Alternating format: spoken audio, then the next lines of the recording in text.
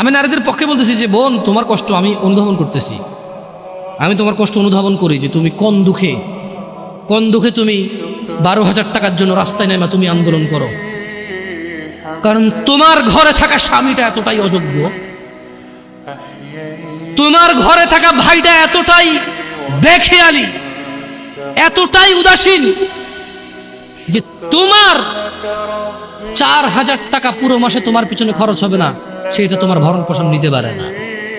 সে 8 ঘন্টার জায়গায় 10 ঘন্টা কাজ করতে রাজি নাই, সে দিনে 7 দিন কাজ করতে রাজি নাই। তার বন্ধু বান্ধব লাগবে, তার আড্ডা লাগবে, তার সিগারেট লাগবে, তার মদ লাগবে, তার জুয়া লাগবে, তার ছক্কা লাগবে, তার ক্রিকেট লাগবে, তার ফুটবল লাগবে। এই সবের পিছনে যতটুকু সময় ব্যয় করে, যে কোনো একটা কিছু বাদ দিলে যারা সিগারেট ধূম পায় তারা শুধু সিগারেটের টাকা দিয়ে বোন চালাই দেবে। এমন বহু যুবক এবং বহু পুরুষ আছে যারা সিগারেট খায় মাসে 3,000 4,000 টাকার, তাদের বোনরা গার্মেন্টসে কাজ করে। যদি বলে যাবে সিগারেটটা খাওয়া বাদ দিয়ে দিচ্ছি, ওর বোনার গার্মেন্টসে কাজ করে না কেন?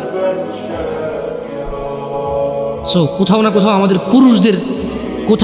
আমাদের পুরুষদের ব্যাখিয়ালি আছে, খামখেয়ালি আছে। আমাদের উদাসীনতা এবং আমাদের দায়িত্বহীনতাই মূল আমাদের দায়িত্বহীনতা হচ্ছে মূল কাজ।